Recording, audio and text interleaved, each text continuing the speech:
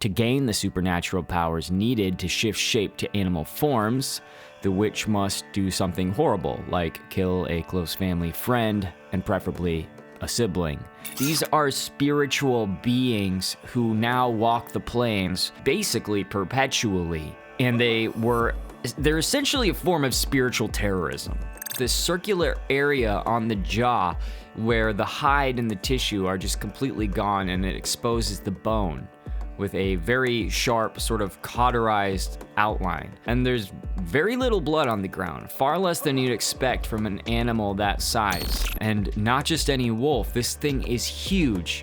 They said horse shoulder high, with a massive head and thick fur that looks strangely matted. Opens the door, and his body opens the door. He goes right through the walls. Okay, he's up in the ceiling, and the body opens the door, closes it, the body walks around to his desk, and as soon as the body sat in the chair, he slammed into his body. You have entered the 21st century dystopian portal. Welcome to confusion, welcome to question, and welcome to clarity. The life is in the blood.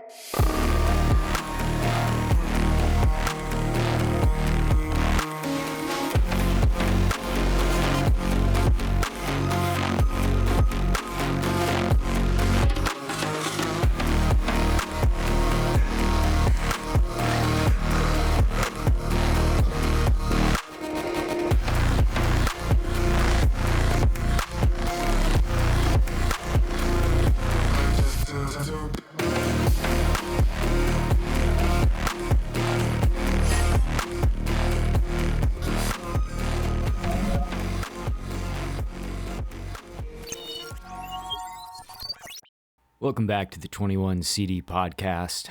As always, it's your ghost, John. All my links are in the descriptions to every video.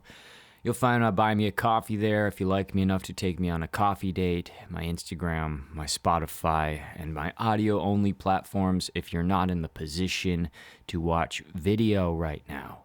If you like this type of content, be sure to share it with your friends. Use those hype points on YouTube. Hit the little bell to stay notified. Give me that 5-star on Spotify. And of course, like and follow. In the northeastern corner of Utah, where the desert breaks into these rust-red ridges and cottonwood groves, lies a 512-acre patch of land that behaves as if the rules are different there. Skinwalker Ranch is fenced and posted now, and it's guarded like some kind of military site. But long before television crews, security cameras, and Pentagon interest, native elders, homesteaders, and later ranch families were already talking about the same thing.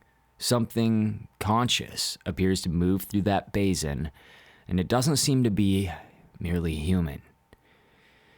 If you strip away the TV cameras and the Pentagon acronyms, the story of Skinwalker Ranch starts with a very old, very ugly borderland. It's a place where two indigenous worlds collided under Spanish and then later American pressure, where slavery, betrayal, and forced marches rewired the spiritual circuitry of the land long before anybody put up a no trespassing sign. Skinwalker Ranch sits along the edge of the Uintah and Ute Reservation in the Uintah Basin of northeastern Utah, the home ground of the Uintah Band of the Northern Ute, who were in that basin before the other Ute bands were pushed there from Colorado, and that's a bit of a nightmare story all in its own. On the other side of that larger Four Corners region sits the Dene, the Navajo, with their own very different religious system, including something Anglos now obsess over called the Yi-Naldalushi. In Navajo, Yi-Naldalushi is usually translated as "with it he goes on all fours," a phrase pointing to someone who takes animal shape. In English, we collapse that into skinwalker. But that word is a blunt instrument for what Navajo people are actually describing. A skinwalker is not a random monster lurking in the sagebrush. It's a witch wielding the power of evil for malicious intent almost solely. They follow the witchery way and are believed to use human corpses to achieve their aims. They may use human bones to make tools or use parts of the bodies to make potions to curse, hurt, or kill others. Most witches are males, but they can also be females. The initiation rite to become a skinwalker is usually conducted by a secret group. To gain the supernatural powers needed to shift shape to animal forms, the witch must do something horrible, like kill a close family friend, and preferably a sibling. Skinwalkers usually appear as bears, cougars, coyotes, dogs, foxes, or wolves, but they can pretty much take any animal's shape. They choose their shape based on the abilities that they need, such as claws, stealth, speed, strength, teeth, you get it, and may transform into other animals if they need to elude pursuit. These witches have other powers as well beyond just shape-shifting. They can hold people in their power by locking eyes with their victims, and then they can force them to do the witch's bidding. They can read minds and can use their magic to cause illness, death, or destroy property. Skinwalkers can control nocturnal creatures, such as owls and wolves, and they can call up the spirits of the dead and even reanimate corpses. Skinwalkers often rap on windows and doors of homes or make scraping noises. In their human form, they have eyes that look like animals, while in animal form, their eyes kind of look human. And they walk among the people by day, but transform at night. People who have seen skinwalkers say they look both human and animal-like at the same time. And fear of them led to the Navajo Witch Purge of 1878, in which 40 suspected witches were killed. It's important to know that the Ute are not Navajo. They speak a Uto-Aztecan language, they have their own ceremonial calendar, and their own spiritual vocabulary. But in the late 17 and 1800s, as horses and colonial trade began to rewire the Southwest, Ute and Navajo worlds basically smashed against each other in this perpetual cycle, this car crash of violence and witchcraft that just kept going and going and going. Once the Ute got horses, their range and their power absolutely exploded. The National Park Service's work on the old Spanish Trail notes that by the late 1700s, Ute raiders had become key suppliers in a brutal slave economy, and they captured mostly southern Paiute women and children and then traded them to New Mexican buyers in exchange for horses and other manufactured goods. Spanish and later Mexican records showed that Ute captives flowing in the other direction was also a thing that was going on. It was a predatory frontier, you could say, where Indian on Indian raiding for slaves became a survival strategy in a colonial system that rewarded those who fed it greatly. Navajo groups were pulled into the same vortex. Historian Sandra Jones, who has written on both Ute history and the Indian slave trade, put it bluntly in an interview. She said, well, the Navajo in this period were more aggressive people. They took slaves. They had Ute slaves. And there was direct conflict as Navajo bands pushed north towards what is now southwestern Colorado and into Ute territory. Ute leader Wakara built his power partly on horse and human trade, threatening to kill or sell captives to New Mexicans or Navajos if Mormon settlers didn't deal with him, as a matter of fact. So before you ever even get to a curse, you've got a frontier where Ute and Navajo are both predators and prey, and a Spanish-Mexican slave economy that rewards the most ruthless. And that matters spiritually. In both traditions, extreme cruelty, betrayal of kin, and the mistreatment of the vulnerable aren't just unfortunate events, if you will. They're the kind of acts that attract, they feed, and they generate malign spiritual forces. Then the United States marches in and turns the dial from violent to outright apocalyptic, as it usually does. In the 1860s, the U.S. Army under General James Henry Carleton decided that the way to pacify the Navajo is to burn their entire world down. He orders Kit Carson to conduct a scorched earth campaign, which ended up destroying crops, killing all the sheep, burning hogans. So thoroughly did he scorch this earth that the Navajo would have no choice but to surrender. Carson's campaign is not just bluecoats and Anglos either. He uses indigenous scouts who know the land, including, guess who, the Utes. In one account of the campaign, Carson's Ute scouts on the way to Fort Defiance, they kill a Navajo man, they steal his sheep, and they send separate scout parties to maraud through Navajo country, capturing Navajo women and children as essentially war booty.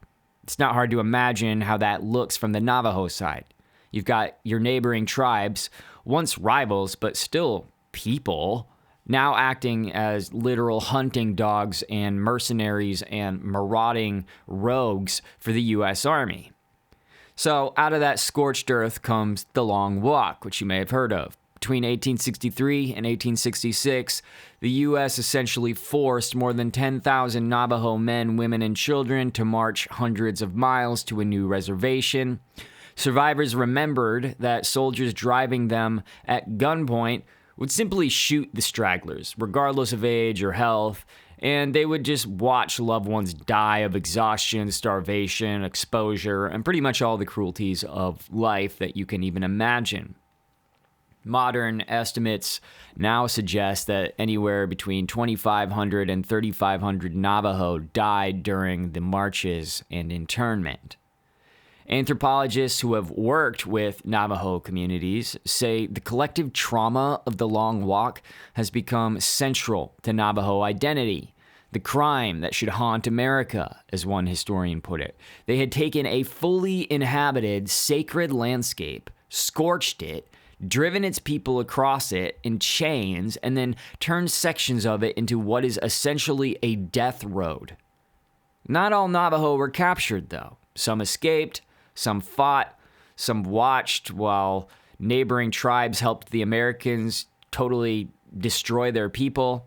The Ute, who had been raiding and enslaving other native people long before this, now appear as allies of Carleton and Carson at key moments. So just imagine the stories that would spring up from that. Those people helped march us to the place of suffering, and they profited. That's what the Navajo thought of that whole situation. That kind of betrayal is exactly the scenario in which, in Navajo oral tradition, the witchery way is unleashed. And if you remember from a few minutes ago, the witchery way is essentially the way of the Navajo witches, i.e. the Skinwalkers. So, that's the background behind the whole cursed story that you see floating around in Skinwalker Ranch lore.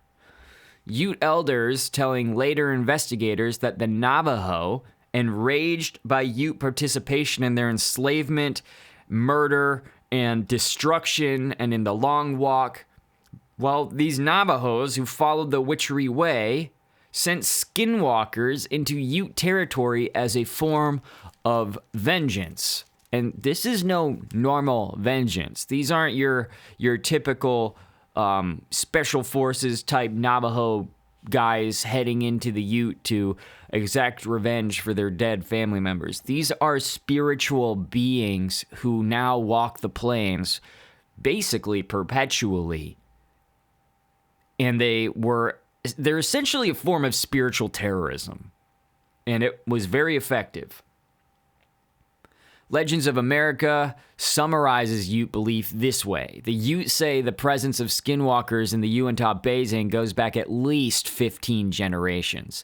The witches themselves, they don't live on the Skinwalker Ranch. They're actually said to hide in nearby Dark Canyon, using the ranch corridor as a highway.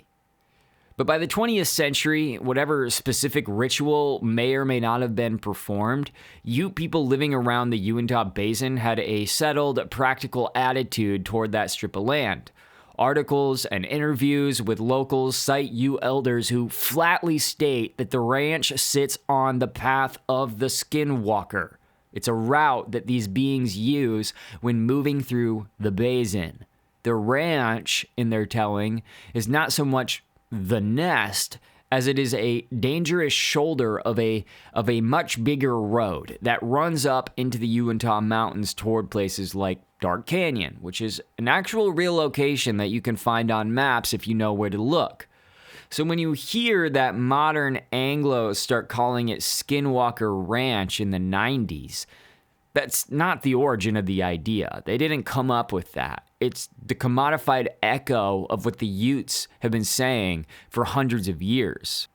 Now, long before the reservation line is drawn, Spaniards are already cutting across this country. The old Spanish Trail, which was active from the 1820s through the 1840s, runs just south of the Uintah Basin, and it connects Santa Fe to Los Angeles. It's not a single road, it's more like a web of pack routes, and Ute, Paiute, Navajo, and others act as guides and raiders all along it. Children and women are captured, moved, lost, sold. Even here, you find seed phrases in the historical record that sound eerily like later UFO and ghost lights. You've got Franciscan missionaries and traders writing about balls of fire or strange lights moving over distant mesas at night, and they interpreted it as omens or divine signs, but describe very matter-of-factly they're luminous spheres rising and descending, sometimes silently, sometimes accompanied by odd sounds. They're not talking about Skinwalker Ranch by name, but they are talking about the same eerie sky over that same general region.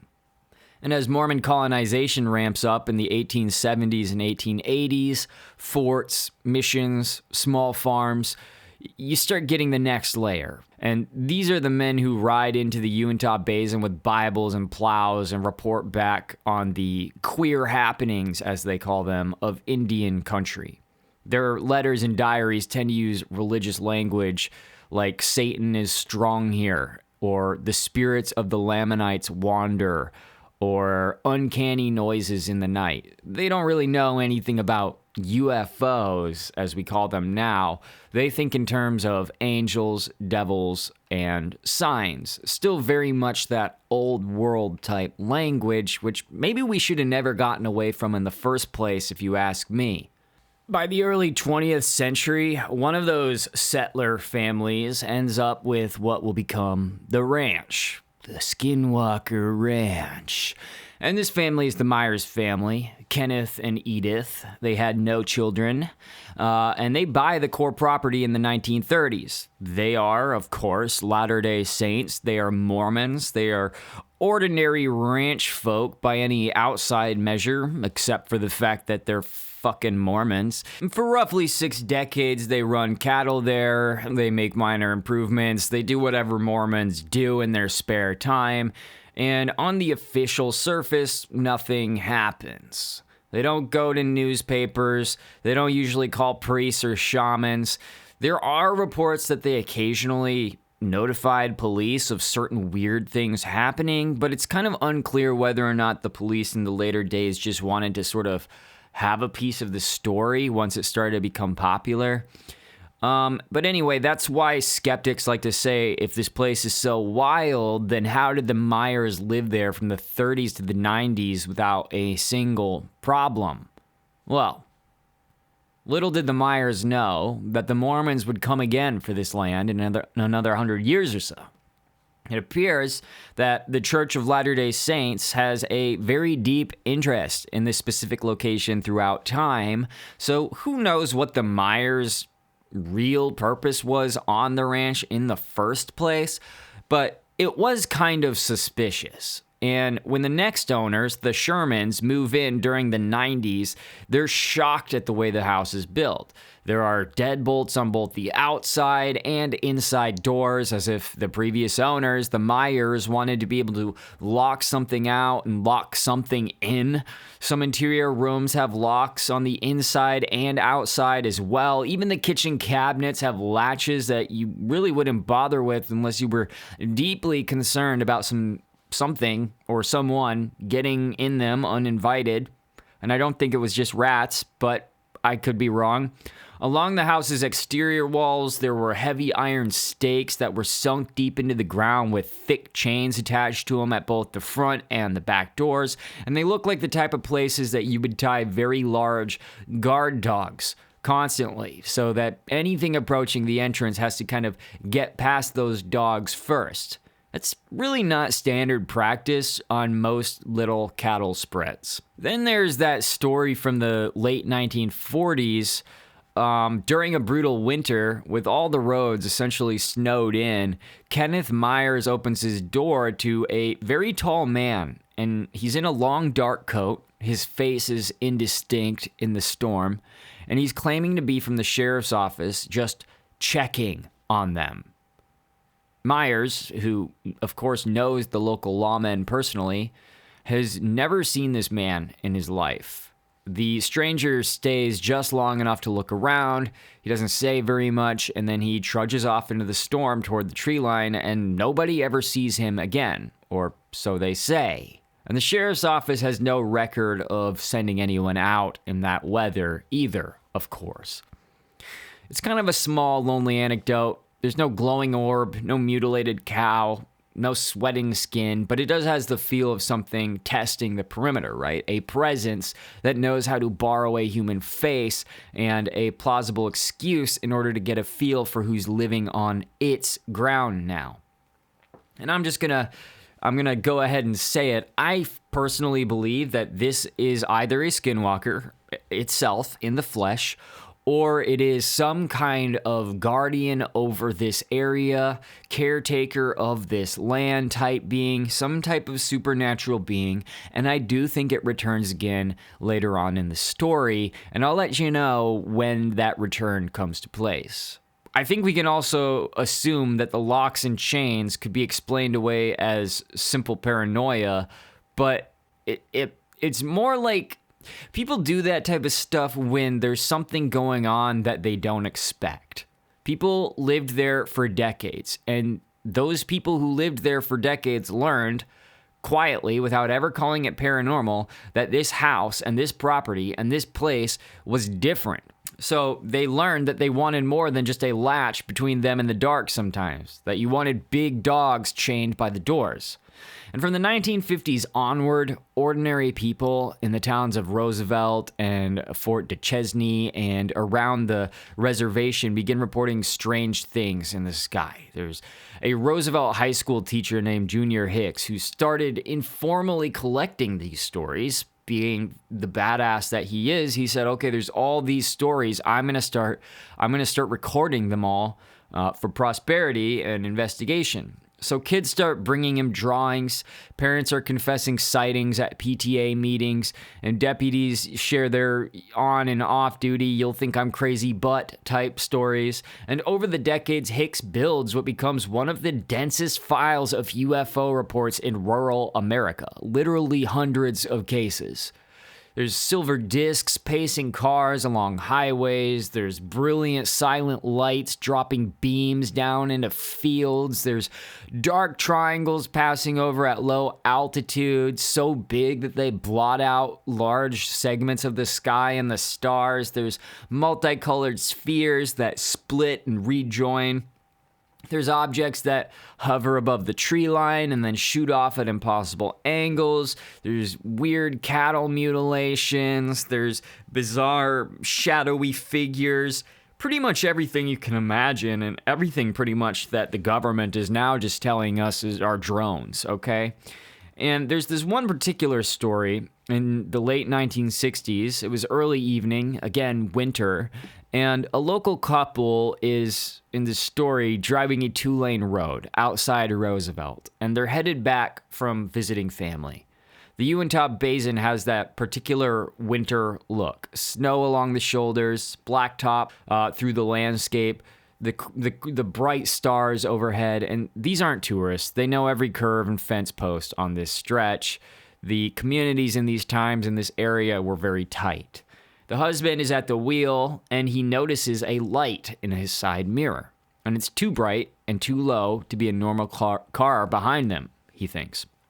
At first, he thinks it's probably maybe a truck cresting a rise with its brights on, but the light doesn't bob the way that headlights do over uneven ground. It glides. Within a minute, both of them realize that this thing is not on the road at all. Off to the right, pacing them over open fields, is a perfectly defined metallic-looking disc. And it's no larger than a small house, which is pretty dang big if you ask me, but it's close enough that they can see shape, not just glare. And it has a dull gunmetal sheen with a brighter band around the middle that seems to pulse very faintly, like a slow heartbeat. And there's no sound, there's no wings, there's no exhaust. And so they speed up. And of course, it speeds up too. They slow down, it drifts back as if it's kind of deliberately keeping a fixed diagonal distance from the car. And at one point, the husband eases off the gas almost to a crawl, and the disc actually then begins to edge closer to them, tightening the angle and never crossing directly in front of them, but staying in their peripheral vision, close enough to make it clear that this is not a coincidence. The wife, who by then is half turned in her seat, kind of watching it too, later tells Hicks that the atmosphere in the car felt thick, like static before a thunderstorm. There's an electricity in the air, except there were no storms anywhere on the horizon. It was a clear night. They could see the stars. And the radio begins to spit a burst of noises and then dies completely. The engine, though, keeps right on running. And that's why you want to get these old cars, not these new cars now that are filled with electrical components, because anybody and anything can just hack those things and turn them off. But if you have these old cars, like with a 350 or something, that puppy will keep running. But anyway, this goes on for miles, and every time the road curves, the disc adjusts its course with it. Anyway, this goes on for miles, and every time the road curves, the disc seems to adjust its course with it, always attempting to stay off to the right, out over the fields. And at one point, they pass a farmhouse with its porch light on, and then the disc dims, as if not really wanting to draw attention. Then it brightens again once they are back in open country. And that detail is the one that bothers the wife the most, as if this whole thing isn't absolutely horrifying. It isn't just moving, it's modulating itself, as if gauging who can see it. So when the couple finally reaches the outskirts of town, more houses, a gas station, the illumination from the town, the disc abruptly peels away. There's no great exit. It simply climbs, tilts slightly, and within a few seconds, it's nothing more than a bright point sliding horizontally and then vanishing on the horizon. And they coast into a gas station lot, and they kind of sit in the idling car, and they're all upset about it. They're shaken about it because they don't feel like they were directly threatened, but they do feel like they've just spent essentially half an hour being escorted by something that clearly knew they were there and matched them like a shadow and was literally observing them. And when Hicks interviewed them, what struck him the most is how consistent their details were. They are embarrassed about the whole thing. They're not excited. They're not eagerly telling the story like they're hoping to get something out of it. They're shy and embarrassed, and they keep insisting that they're not UFO people. And the husband is honestly more rattled by the fact that the disc seemed to react to their speed than by its appearance.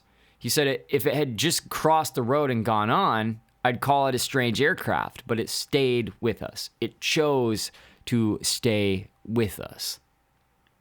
There's another crazy story. One of the early cattle-like correlations in the basin, and this is decades before the Shermans arrive.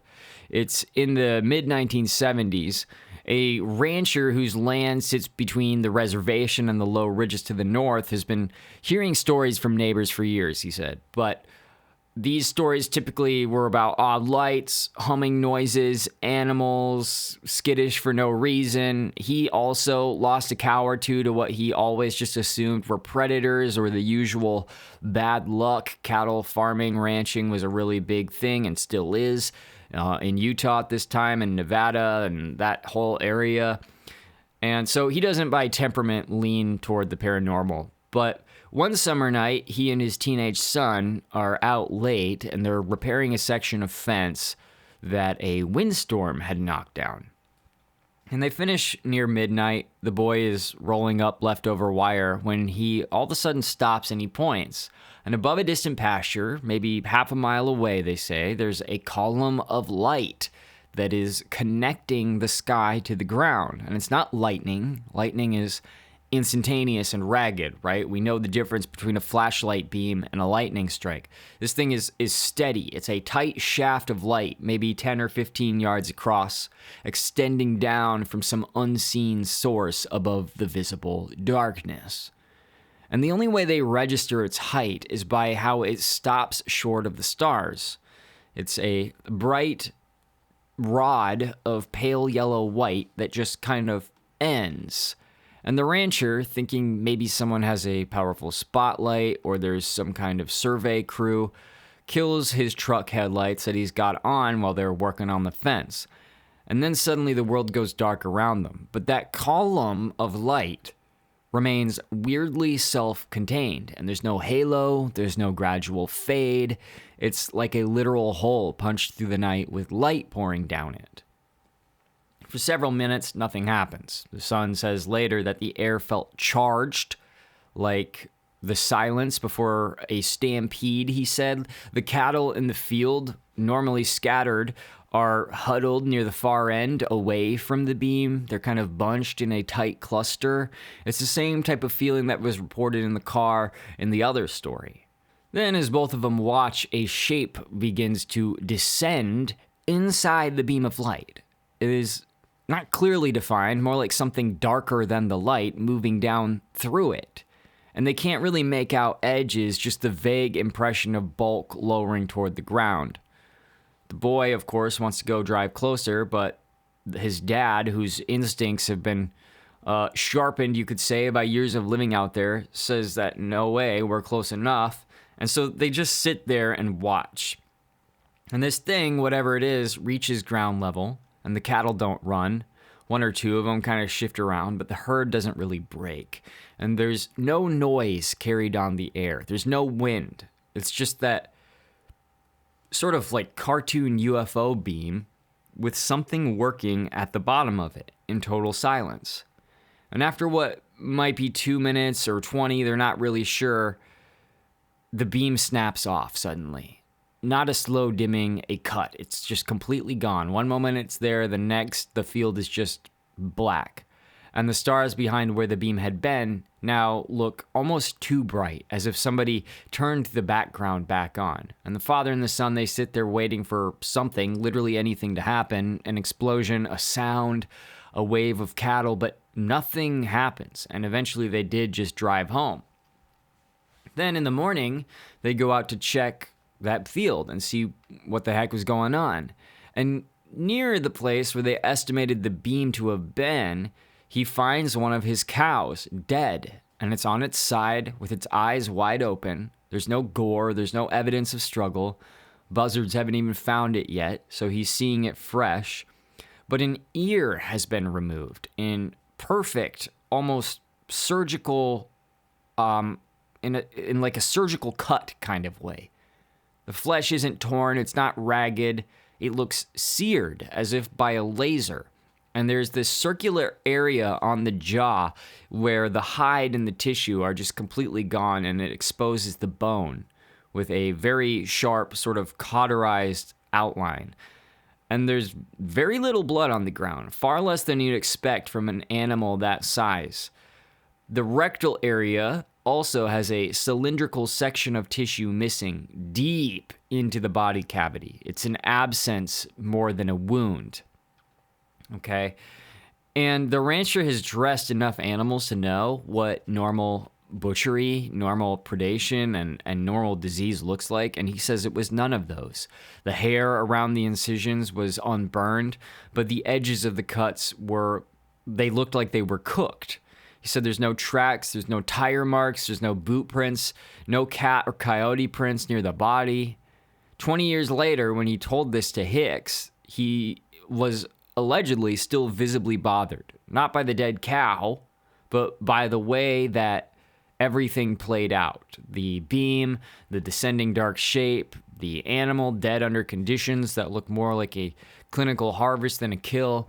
And honestly, who wouldn't be? But this is where really the whole cow in the UFO beam sort of comical image starts to manifest itself in our imaginations and in our entertainment and in our memes and all that kind of stuff.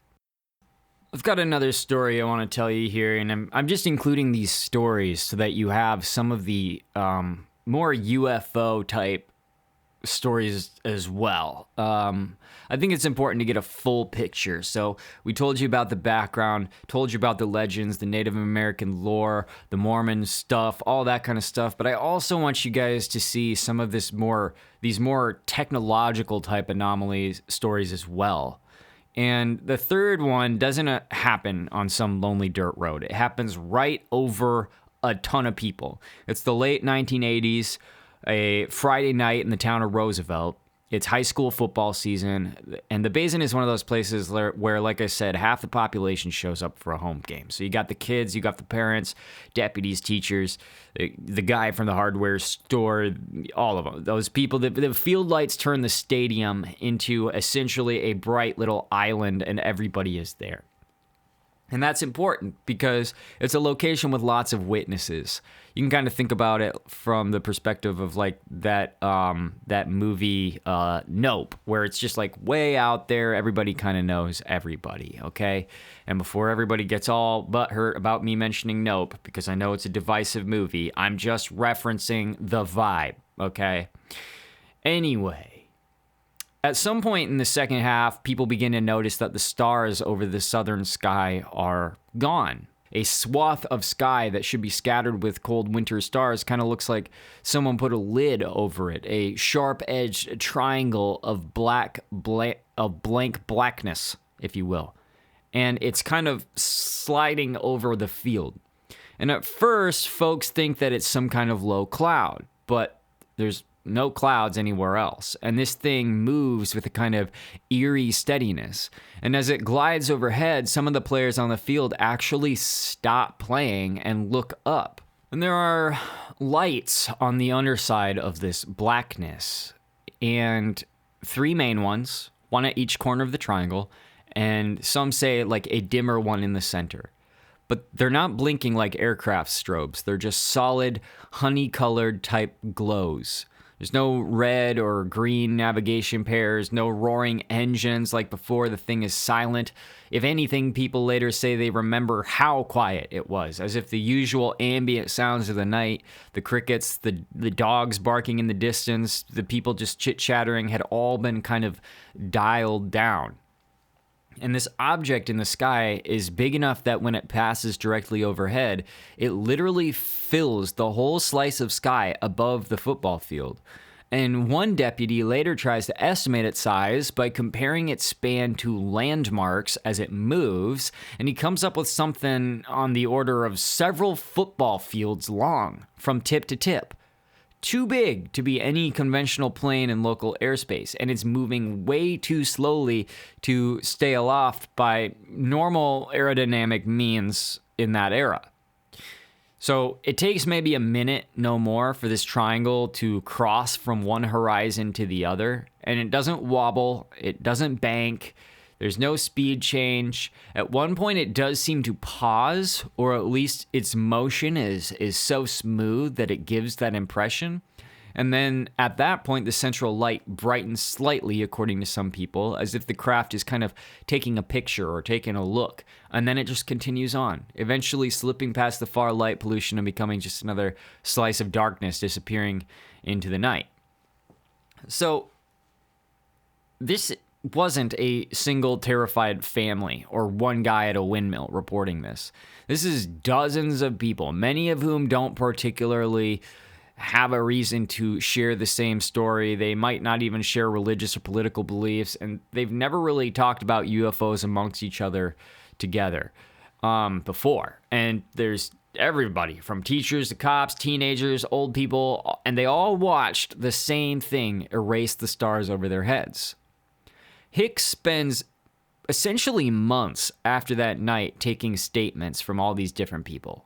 And the differences in their accounts are exactly what you'd expect in a real shared event. Some remember more lights, some fewer, some think it looked more gray than black, some are off by a bit on the direction it came from, but they all kind of converge on one unambiguous fact. It was a huge, silent, triangular something or other that passed low over the town and went on its way as if it had every right to be there.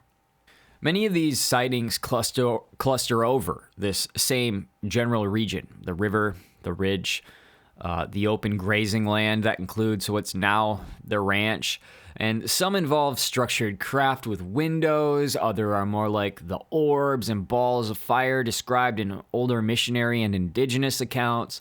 Families report the power in their houses flickering at the moment, one of these crafts passes overhead. Hunters in the backcountry see lights moving under the canopy or jumping up and down, tracing the course of canyons. But it's not just lights that we're talking about here tonight. In the 1960s and 70s, long before anybody coins the term cattle mutilation for tabloids, there are already ranchers in the basin whispering about odd livestock deaths. Cows found with organs missing and no blood, similar to the other story. Animals with precise circular cuts around an eye. Carcasses that seem to have been dropped from some great height with broken legs and crushed bones, but no real signs of a predator. And locals are generally kind of wary about talking. They don't want to be laughed at. They don't, the community is tight. And nobody wants to be the jester within it. But Hicks and a few others are taking notes regardless. All of that means that when the Shermans step on to the property in 1994 for the first time, they're not essentially walking into a blank slate. They are stepping into a basin that has been lit up with high strangeness for decades at this point. A place that, in one investigator's phrase, is already a quote-unquote display. It's a showroom for something that likes to show itself and then pull back. There's something about those 512 acres.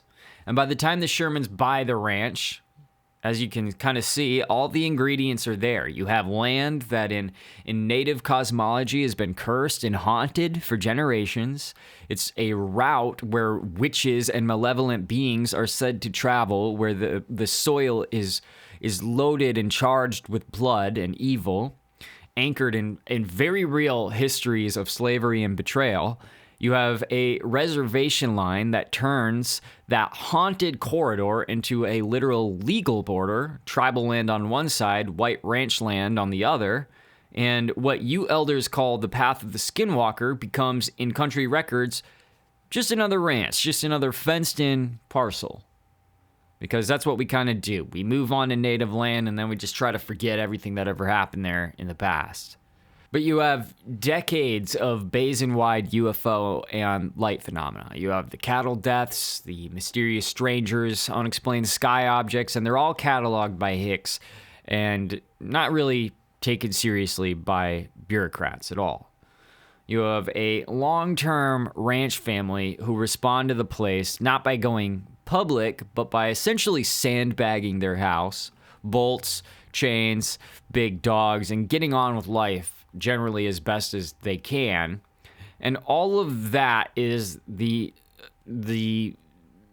garden soil, if you will, into which the 1990s eruption, the explosion of popularity, will grow out of.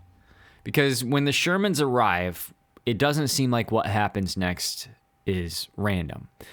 The ranch is once again visited by a mysterious visitor, a strange entity.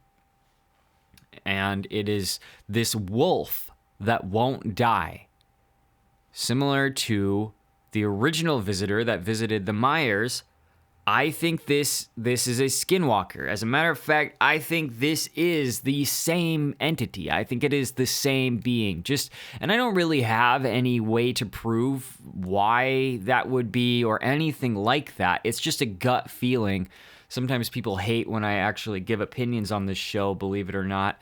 But it's like, I just think that it's an interesting coincidence. But the Shermans also experienced the mutilated cattle, the orbs, the voices outside their windows, and they say portals. So in 94, when Terry and Gwen Sherman buy the property from the Myers heirs, which are really just their family members because the Myers didn't have any kids and their family members didn't want this land, so they just sold it out from under them after Mr. Myers died and Mrs. Myers was like in a nursing home and all that kind of stuff. They begin doing what ranchers in the area do. They work hard, they move in their cattle, and they start making plans for the ranch. They've got children, they've got, prize breeding stock, and kind of a vision of turning that ranch into a high-end operation for purebred registered cattle. They don't really have a reason to believe that this is going to be some kind of money-making machine for them in the entertainment industry. This is not your typical flaky family who's just trying to take advantage of the Conjuring house. Terry's background in ranching, combined with Gwen's practicality and the kids' involvement, all of it kind of reads like a brochure for the 4-H club or like Western self-reliance, okay? There's no evidence that they were Mormon either, by the way. Just want to throw that out there because I did inquire. And they walk the property with the realtor and they see real potential. They see decent pasture, a good water source, existing structures that they can upgrade. And what they don't see, because they don't know how to look, is how unnatural some of those structures are. Multiple deadbolts on interior doors, heavy chains anchored by the front and back steps, windows that look like they've been reinforced against something other than the weather. And they move in. They bring their animals, they bring all their stuff, and they begin to make this home. From the land's point of view, if you accept that the land has an actual point of view, you've just kind of swapped out a pair of quiet, stubborn Mormon hermits who were both dead when the property was sold. They literally held it till they died, who tolerated and contained things for 50 years. They've been kind of swapped out for a fresh, hopeful young family that thinks it's here that they want to build something new. And I think that's when the mask comes off, and that's when the stranger, the wolf, introduces himself.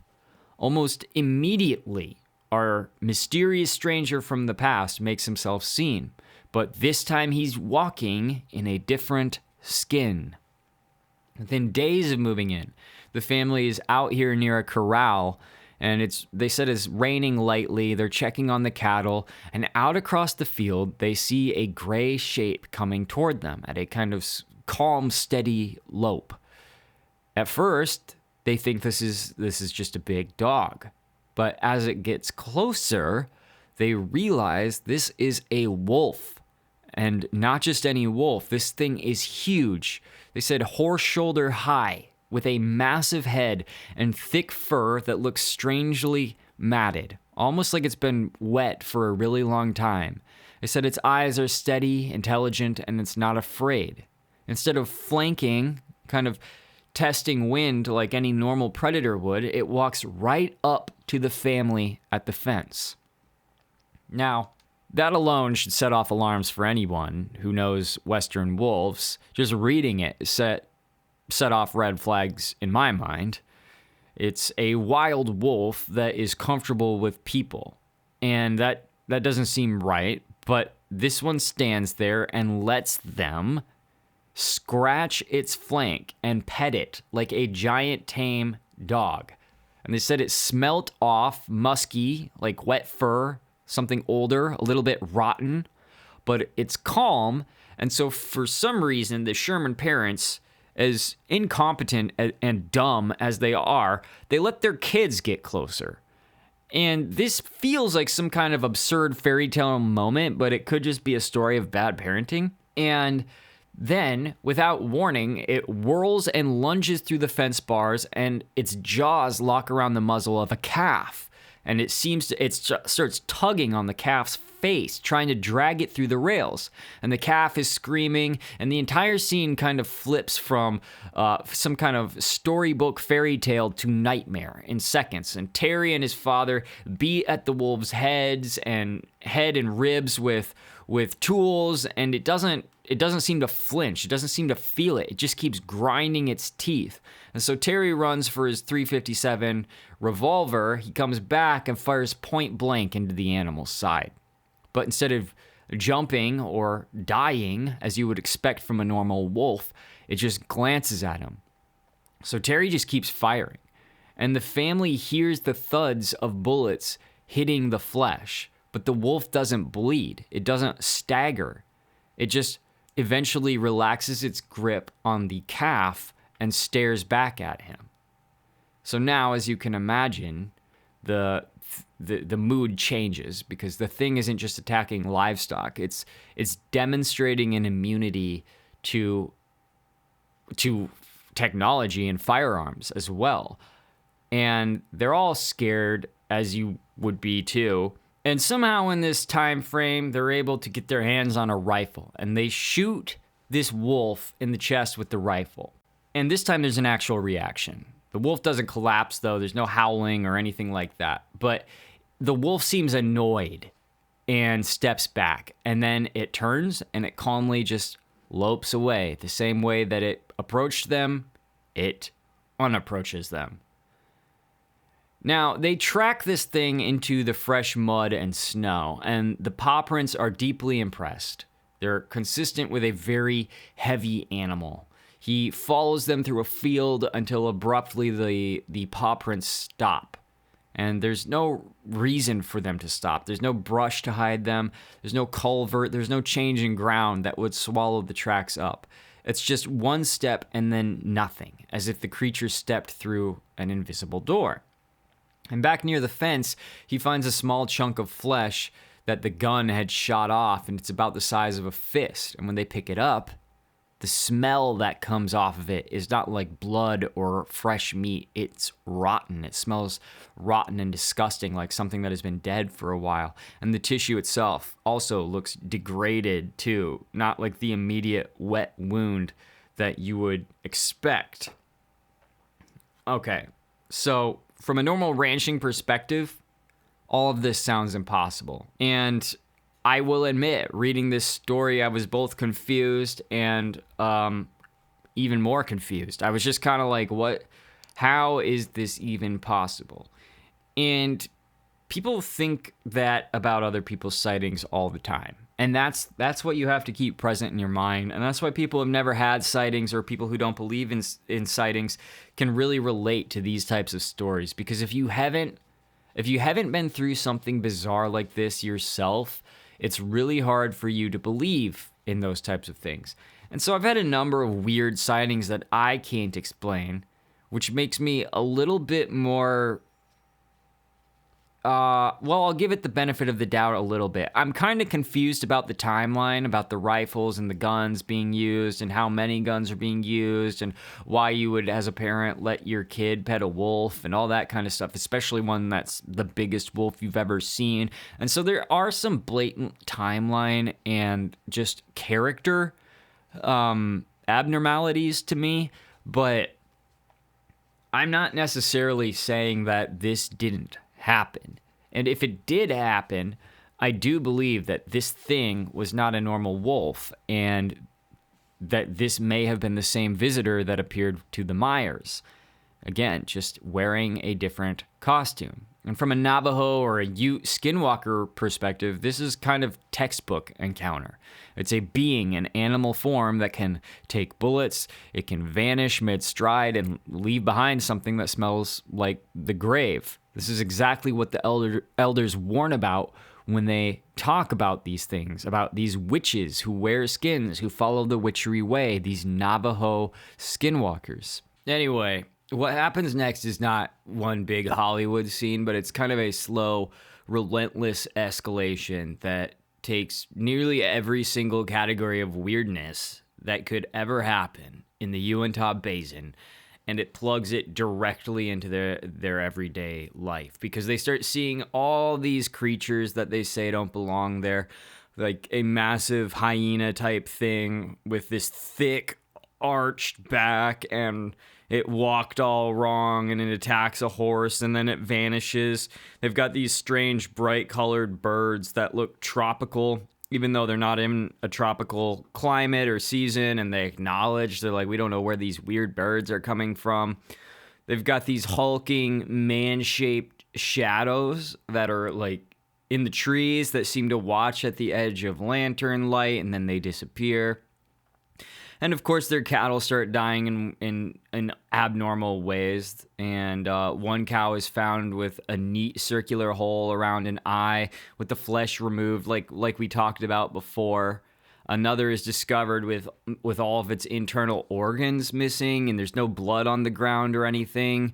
And there's kind of this like chemical, this hospital smell kind of lingering around the carcass.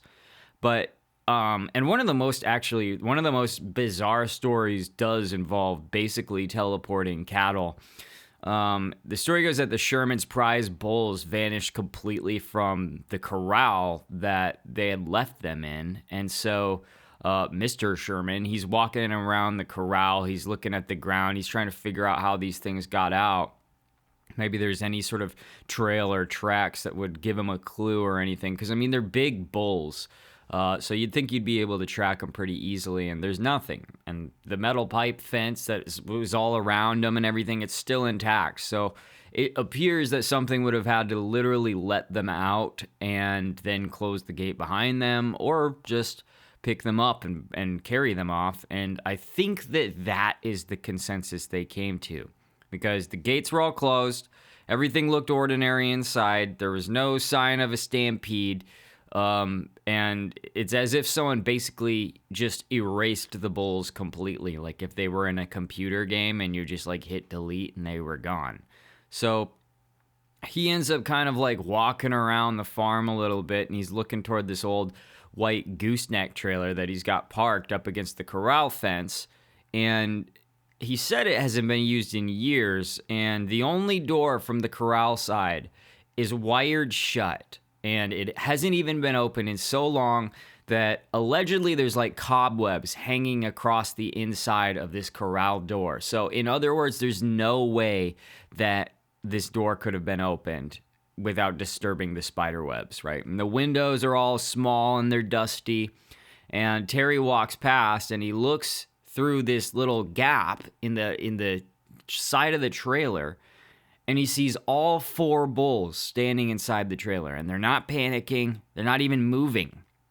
They're just in there like toy bulls packed in shoulder to shoulder, like black statues, and they're facing all in one direction with their heads low and their eyes dull. And as he says, it looks like they were frozen, like they were in a trance-like state. And listen, I've had cattle in the past. My dad rented out land or ranchers when we lived in Missouri and all that kind of stuff. I used to throw rocks at them and run away and stuff. And this is kind of physically impossible on its face. Even getting one full-grown bull into that cramped trailer would be an ordeal involving gates and chutes, a lot of yelling. So getting 4 of them in there, closing the door, rewiring it from the outside, hiring a couple spiders to respin some webs, not leaving any gouges on the metal or tracks in the dirt, that's suspicious. And before you take my tone to say this didn't happen, what I'm actually saying is just if something happened, it was extremely supernatural, extremely paranormal, whichever word you want to use. And so first, Terry started feeling some relief because, yeah, all of his bulls that are a pretty big investment, they're not gone. But at the same time, something is messed up here. And he feels like he kind of like has somebody playing a joke on him. So he shouts for Gwen, and he smacks the side of the metal trailer with his hand as he does so. And all of a sudden, the bulls wake up like somebody just flipped a switch. All at once. They seem to have remembered that, holy cow, pardon the pun, we are 4 massive bulls crammed into a space barely big enough for one. So they explode into this panic, and they start kicking and slamming themselves into the walls. They're bellowing, they're throwing their weight around, and in seconds, they completely destroy, allegedly, the interior of the trailer. And a door that was wired shut, it gets kicked completely off its hinges from the inside, and these bulls in berserk mode tumble out into the open, and they just scatter. And the part that people skip over is that it literally takes Terry and Gwen hours of real world cowboy work to essentially calm the bulls down and get them back into the corral. And by the time they succeed, the sun is going down. So they're physically exhausted. They're psychologically rattled. They have no idea what's going on. It's been a frustrating day. All their plans had to be canceled because of this. And they've just watched their worst case financial scenario play out in miniature and then essentially be reversed by something that just feels wrong. Like, it feels like everything that happened was something that should have never happened in the first place because it shouldn't have been possible. They see these silent orange, like cigar-shaped objects hanging over their fields all the time. It looks like the sky is opening, and they're these bright star-sized lights that swell into discs and then collapse back to certain points in the sky. They're kind of described as rectangular windows that are hanging in the air that kind of show a different, darker sky behind them. And one evening, while looking through a rifle scope, Terry watches what looks like an orange hole open in midair. And it's this flat, kind of glowing oval that when he sees it dead on, it resolves into a tunnel, and something black and hulking, he said, crawls out of this orange tunnel thing into the far side, and then it drops to the ground and runs off, and then the oval snaps shut, and the night goes back to normal. So it's a portal, right? It seems like he saw portals opening and closing, and sometimes even things coming out of those portals. And then closer to the house, they seemingly start to understand why there were so many locks on the cabinets and everything, because they've got poltergeist behavior kicking off. They've got groceries that are being brought home, and they'll set them in one place, like on the counter, and then all of the stuff that they took out of the bags will end up back in the bags on the floor. When somebody leaves the room for a moment, tools are going missing from one end of the property, and they reappear stacked neatly somewhere else. Clothing is kind of laid out in strange patterns, and family members are hearing voices speaking in languages they don't understand outside their windows at night. They say it sounds like 2 entities quietly talking about them. And of course, they've got orbs. Everybody seems to see orbs out there. They've got these orbs that are playing games with their animals. And they say they're like these little blue-white spheres, the size of softballs, and like baseball softballs, and they move. Like they're controlled by something with a sense of humor, and they kind of play with the animals and play with them. And one night, 3 of the family's dogs actually chase one of these orbs out into a field.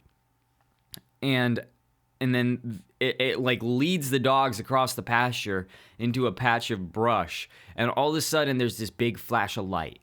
And they said they hear the dogs yelp, and then there's nothing. There's silence. And in the morning, because I guess Terry didn't feel like going out there in the middle of the night, there's nothing there but 3 greasy, blackened patches in the grass. I don't know. It seems like something instantly cooked them and basically taken their bodies. So a lot of weird stuff happens to the Shermans after they get this ranch. And make no mistake, I know some people who have gone out to that area before, and they couldn't get on Skinwalker Ranch because obviously it's like an LDS / military / NASA compound now, but they did get close, and a lot of people see weird stuff even in the adjacent properties. Let's continue here. By 1996, the local newspaper is running a story on the UFO ranch, and this is when everything starts really kicking off. And the article kind of catches the eye of George Knapp,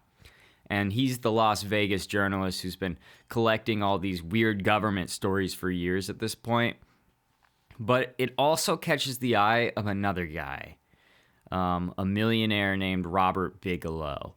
And in my opinion, this is where the story becomes its least realistic. It becomes a just big house of mirrors, if you will. It's just, you can't really... Well, I'll tell you why, okay? Bigelow buys Skinwalker Ranch, and when he does this, the ranch essentially becomes an experiment, okay? And the TV shows start, and Disney gets involved, and history gets involved, or whatever. All of these movie companies get involved. He starts making money on the side from entertainment based on the ranch and all this kind of stuff. The cameras are going up on poles at every corner of the ranch. He's putting sensors everywhere. He's got ex-military security guards and PhD scientists. Then they start like literally sleeping there on the property. They're bringing in all of these tools and Geiger counters and oscilloscopes to place all over the place.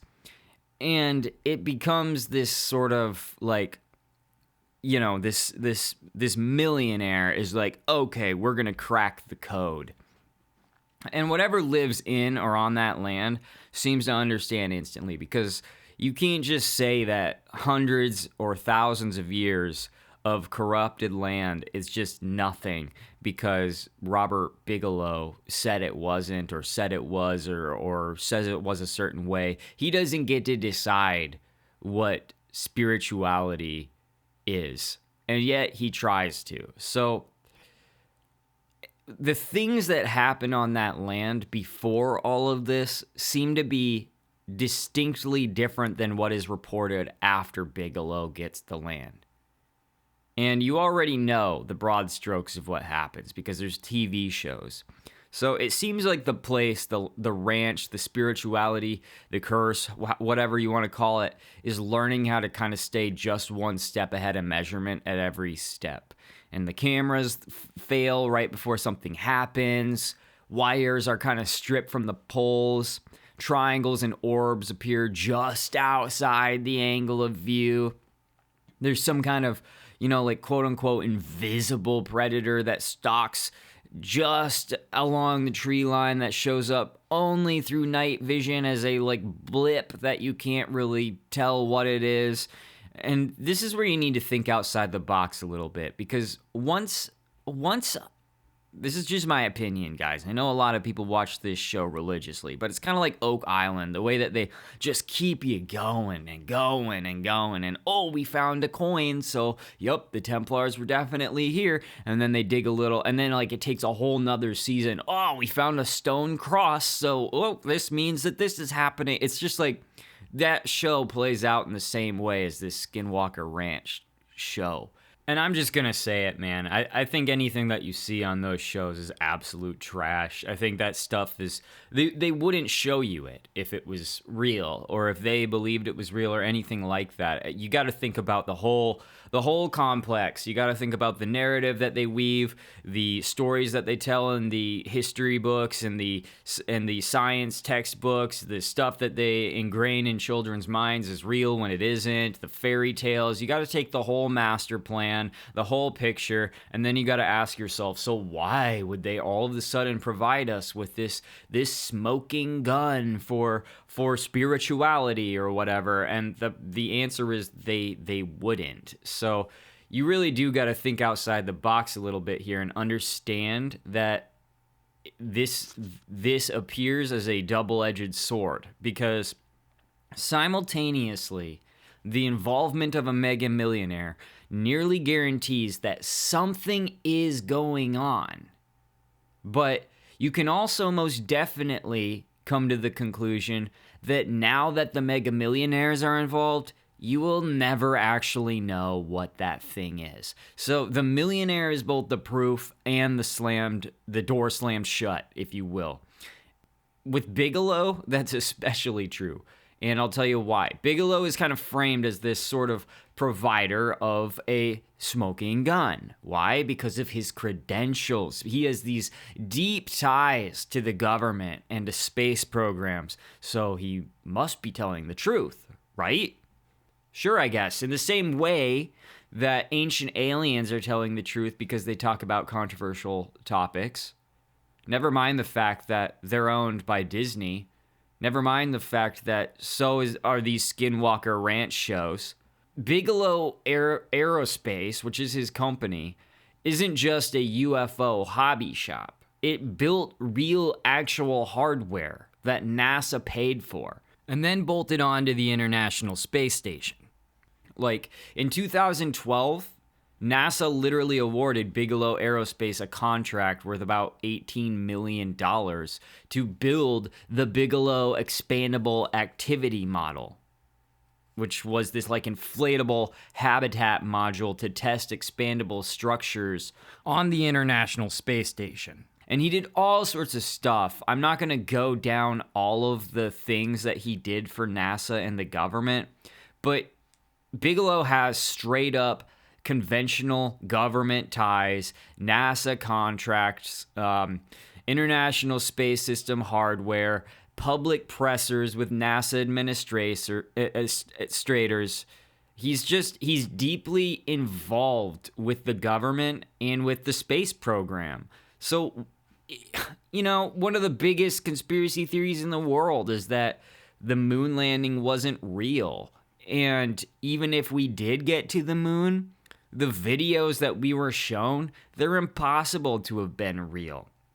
So you've got to ask yourself how real anything that they are involved with can possibly be. You've got people here who believe that NASA doesn't even touch outer space, really. They're mainly bottom of the ocean type entities. And they do. They have their little fingers in all sorts of things outside of space, too. It's one of those things, and you've got ATIP involved. You've got the Advanced Aerospace Weapons System Application Program that Bigelow was also involved in. You've got all this kind of stuff. He's got a special Black Projects arm where allegedly he worked to investigate advanced aerospace threats for the government. And all of this, he just chose to start doing on Skinwalker Ranch. So why do you think? Why do you think Skinwalker Ranch was chosen for Bigelow? Why do you think Bigelow chose Skinwalker Ranch? Here's what I think. If you zoom out, you've got the same guy taking NASA money to test inflatable space habitats and DIA money to study non-human intelligence at a cursed ranch in Utah. That's the big picture. And officially, those should be separate lanes. But it also means the government has already, in writing and in budget line items, treated Bigelow as a legitimate partner, both in hardware for their space program and stuff, and for investigations into spiritual matters, alien matters, allegedly whatever's happening around Skinwalker Ranch. So on the surface, it looks exactly like what every serious investigator would want. You got the money, you got the instrumentation, you got the PhDs, you got security, you got military, you got long-term monitoring. Underneath, though, you've handed a living spiritual mystery to two types of entities whose default instincts are both secrecy and narrative control. And so That's why I say these shows, whatever they're showing you, is not real. You've got a billionaire with proprietary interests and a national security apparatus that thinks in terms of threats, weapons, classification, and narrative control. So if the aim is to get the real truth of what the ranch is, that combination doesn't work. It's actually actively distorting. They're not interested in presenting you the truth. The shows, the entertainment is just a byproduct that gets them some extra money, and they're basically sitting on a theme park that nobody but them can play in, but everybody wants to see from the outside.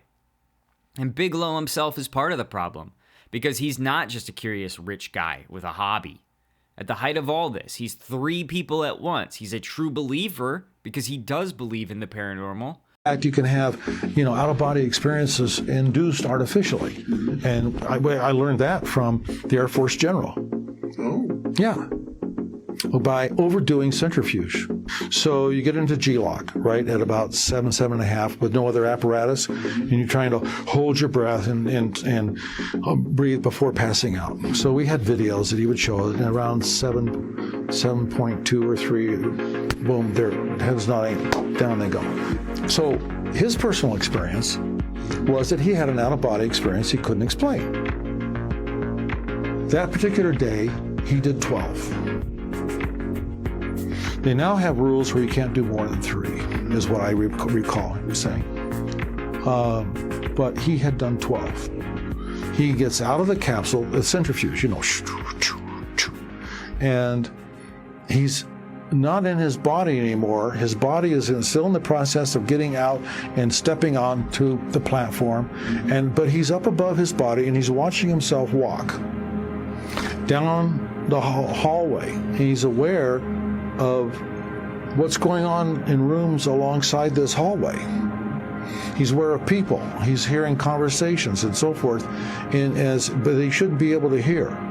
He has an awareness that's not a normal human awareness because of this out-of-body experience. That's not because he almost died. This is artificially induced. He goes all the way down to the end of the hallway where his office is, opens the door, and his body opens the door. He goes right through the walls. Okay, he's up in the ceiling, and the body opens the door, closes it. The body walks around to his desk, and as soon as the body sat in the chair, he slammed into his body. He came back into his body. His consciousness did.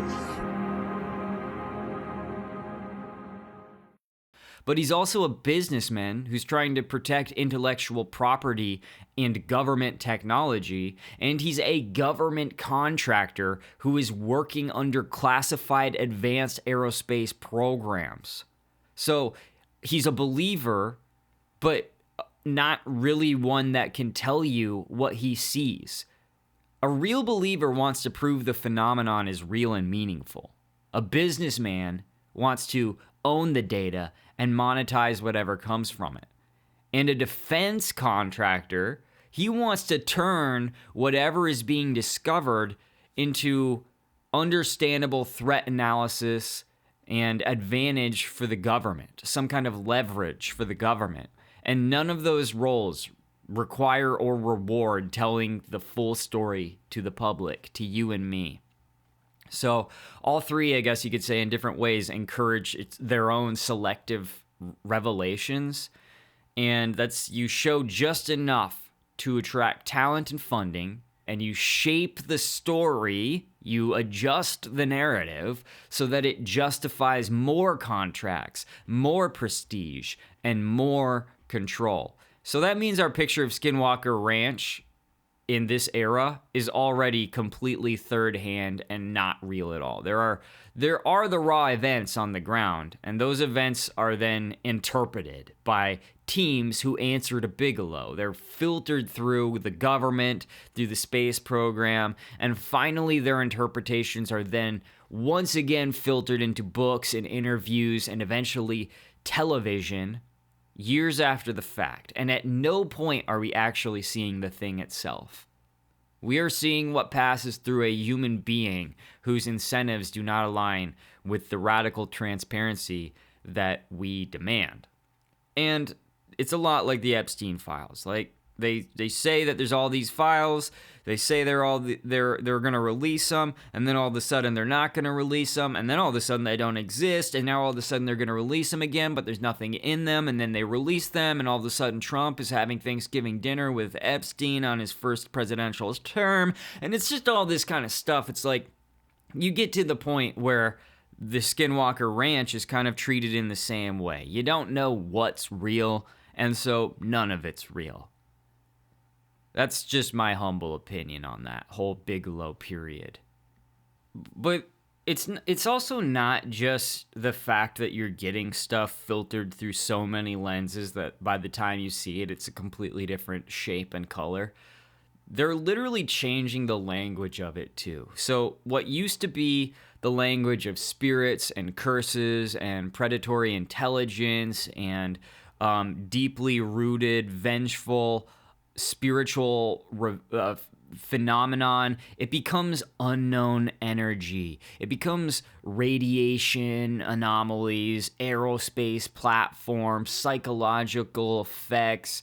You know, the UFO talk is amplified so that everything appears like it's coming from outer space.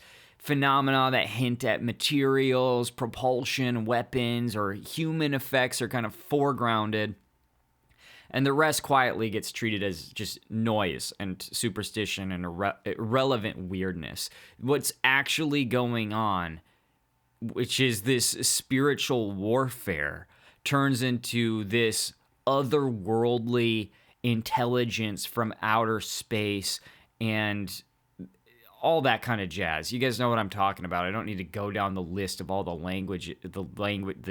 terms that they use to try to fit over spirituality. They take the God out of it. They take the evil that is actually there out of it, and they turn it into a science. And I think that is extremely detrimental to mankind.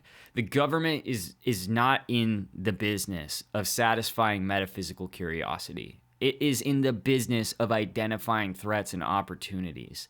And that mindset warps what is collected, what is allowed to be told, what is dismissed, and how everything is filed away. So if it doesn't fit within these little pockets of what the government calls valuable, it just doesn't even get registered, if you will. And personally, I believe that spiritual beings and spiritual entities understand when not to show themselves to technological entities. I think that they understand that the picture of what's going on will be distorted, and I don't think that's necessarily good for all spiritual beings. And so I don't think that they necessarily are going to show themselves to cameras. I don't think they're going to show themselves to all these NASA tools out there. And I don't think that when, you know, the $1 million worth of cameras are rolling, they're just going to prance up from the underbrush and be like, here I am, I'm a skinwalker. That's just not going to happen. And I think that that's one of the reasons that people don't take AI as serious as it really is, the threat of AI and the gods of modern technology, is because traditionally it appears as if technology can't really be anything super dangerous on a spiritual level. But once the demonic forces do begin to infiltrate technology and they begin to use technology as a tool, not to necessarily expose them, but as a tool to infiltrate and use against the people who are trying to expose them, that's when the real problem starts, because you won't be able to differentiate technology from demonic activity. But it's not like every spiritual creature, every cryptid and supernatural entity is just going to be popping out for your cameras. And you can see that obviously. I don't have to explain that really, but that's why I just don't think that anything that they caught is even valuable. And if they did catch anything that is valuable, because once in a while, like when people go ghost hunting or stuff like that, I've rarely ever seen cryptid sightings that are blowing my mind, especially these days. But when people do catch something on camera, and they are mega millionaires with all of this technology, they're not going to show it to you. It uproots the narrative. Just like if they actually found a living dinosaur, like a Stegosaurus or a T-Rex, they would never show it to you. It would go against the entire narrative. So there's something there that we need to understand, and that's that these people, even if they had the proof, they wouldn't show you. And if they're not going to show you, they're not going to release it, then that destroys the possibility of independent verification, because nobody can go back to look at the full raw footage. Nobody can build an unbiased sort of statistical picture of how often anomalies occurred versus how often nothing happened. Nobody can test alternative hypotheses by looking at what the investigators themselves decided wasn't worth writing about in the books. Nobody can do any of that. So what we get instead are highlight reels, the most dramatic moments, the most visually attractive events, the best narrative beats. It's exactly the opposite of how good science, especially on spiritual things, works. And yet, the ranch is advertised as the most scientifically studied paranormal hotspot on Earth. But that's just a phrase that is kind of dangled in front of you like bait. The scientific lifeblood is completely sealed off, if you even want to call it that. Because in my opinion, I say scientific lifeblood because they are using science to try to explain it. But it's really, you don't even get to see the proof of the spiritual matters. They're hiding that through their scientific language and their scientific assets. It's like I said, it's a great big house of mirrors. You don't know where to go. You don't know which way is the right way. You don't know which lead to follow. And so you can't really verify or study anything that the show offers you. You can't really include any of it as evidence because it's all potentially fake, and all of it has been through so many avenues of,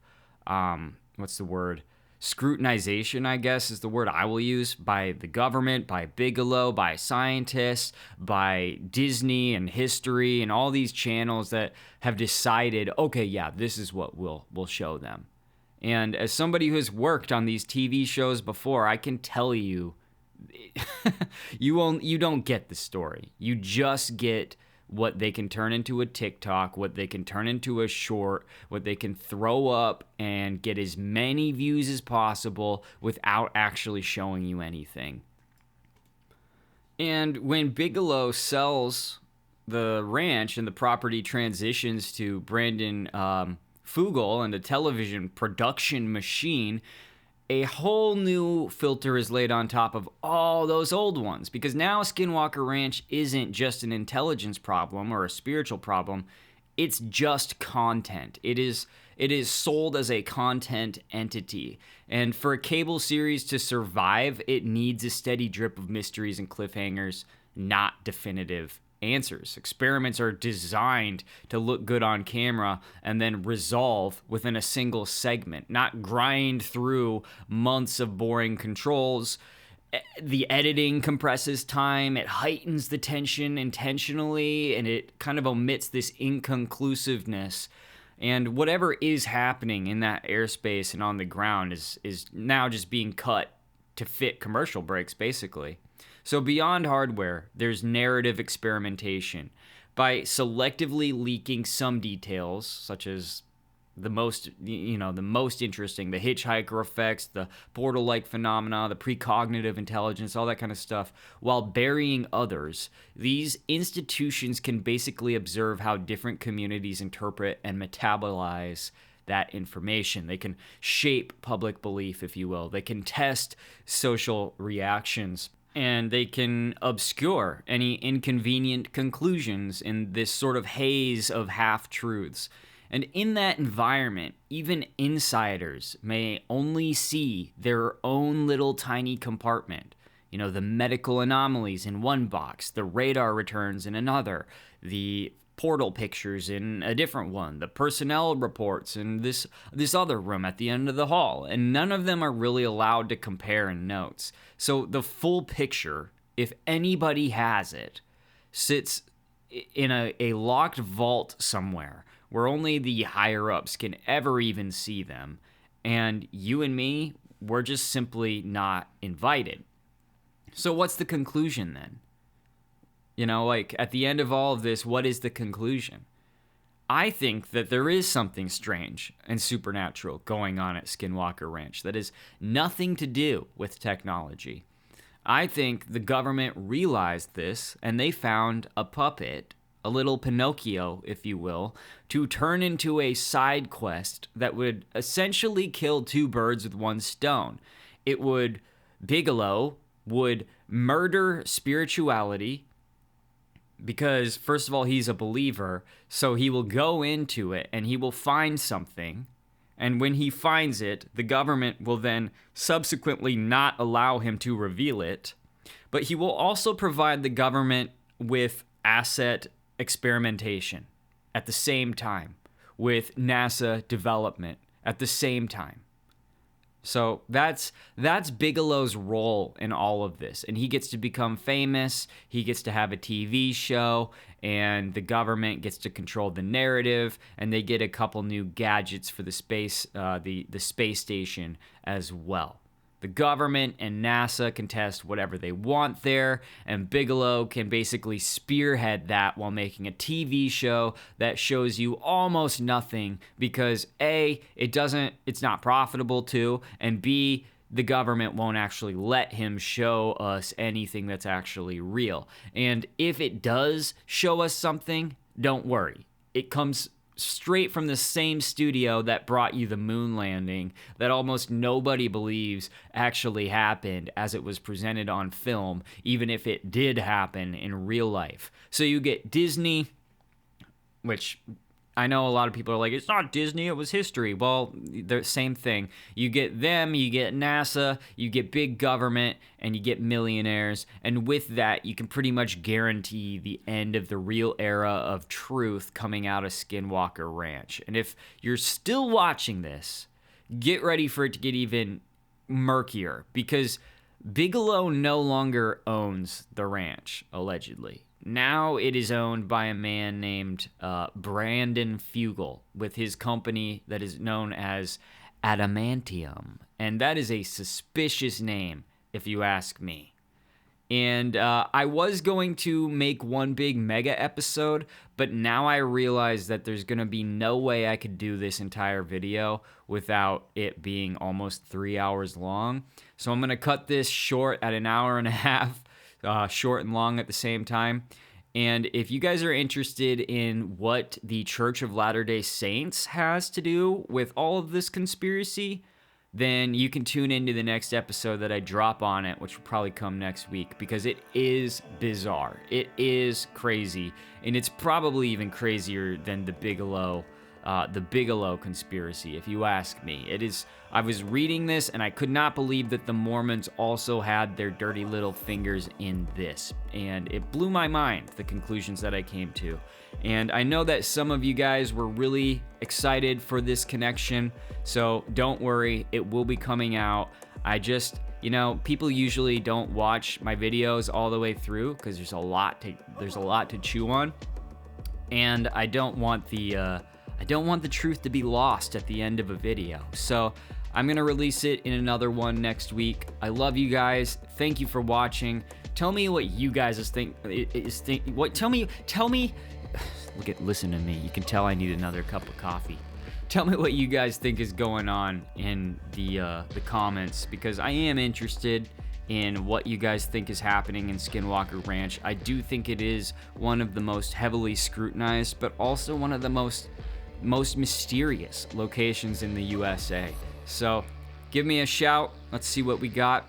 And remember, the life is in the blood.